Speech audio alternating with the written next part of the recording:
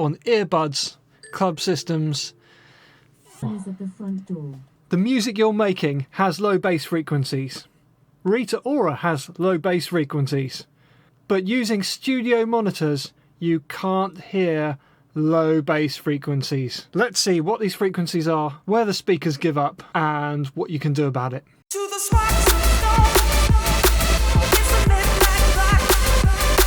To the edge of the world, to the edge of the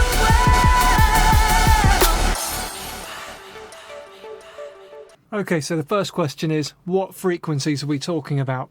We're talking about things like F down here. Let's look this up, frequencies of musical notes over here. F1 is 43.65. I also remember doing a remix for Champion Records about 10 years ago.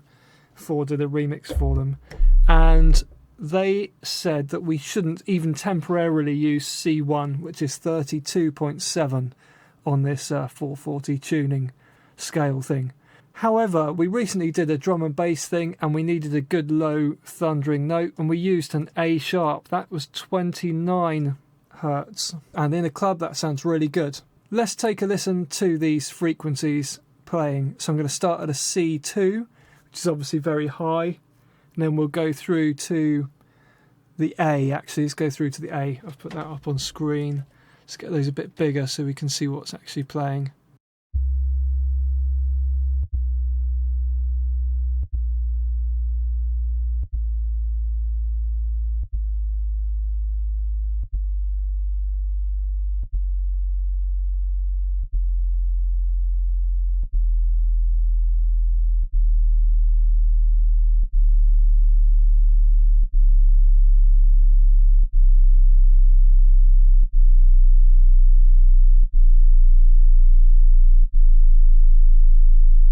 So although you wouldn't rely on it as playing as a main note, you can go down to an A sharp and it will still sound good in a club. It will sound good in a car, and earbuds can also hear this frequency. So basically you can see that the Jabra headphones, which are quite normal, they've been replaced by 75Ts, which are better apparently, but they go right down. Subscribe! What you can't hear them in is normal studio monitors. So you need a sub. That's the answer really. But I thought this was quite ridiculous that you can go out and buy speakers of great expense that don't do this. Now, the problems come about because in the olden days we had passive speakers. So whatever you send to them, they attempt to do.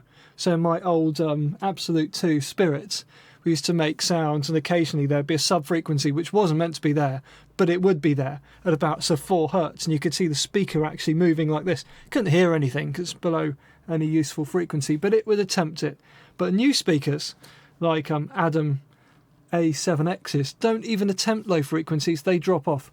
Now here's a Adam response curve from the T7V from a post that they've made explaining about the measurement of outputs of speakers.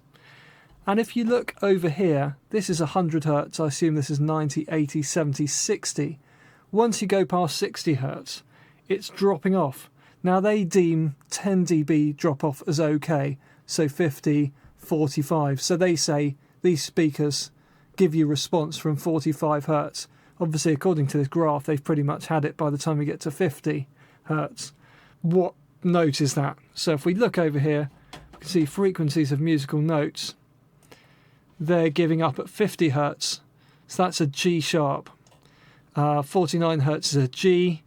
We're sort of writing at an F, aren't we? If we're 43 hertz, a lower note that we often write on is a D sharp, 38 hertz. So if we go back to 38 hertz on this thing, 50, 40, 30. No, that must be 20, 30. I might have this graph wrong. 90, 80, 70, 60, 50, 40, surely 30 somewhere about here. It's completely lost it. It doesn't attempt it. People are writing the low subs whether you pick them up or not, even in pop music from, well, basically everybody. So that does mean if you're using regular studio monitors, you need a sub in your room, or monitor on headphones and get them corrected using some software. I thought I'd look this up because when I went to buy speakers, I was amazed that I could spend loads of money buying speakers which wouldn't do low bass. So Focal Trio 6s are in stock for almost £4,000. They were £4,000. Trio 6s, let's look at their frequency response. 50, it started to lose it, certainly doesn't have it down here wherever this drop off is. How sad. You can spend £4,000 on a pair of speakers which won't do low bass as well as, or will completely miss low bass, as well as £100 pair of earbuds.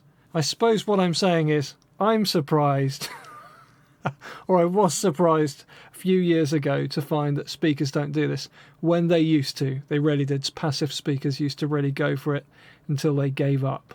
The reason I actually did this video, which triggered this, because I've asked people for their input and stuff, but I was speaking to somebody who I did a mix down for, and what I'd done is their bass was around 60 hertz, and so I copied across their bass line and used a trick to go down an octave and filtered that result to make a low sub.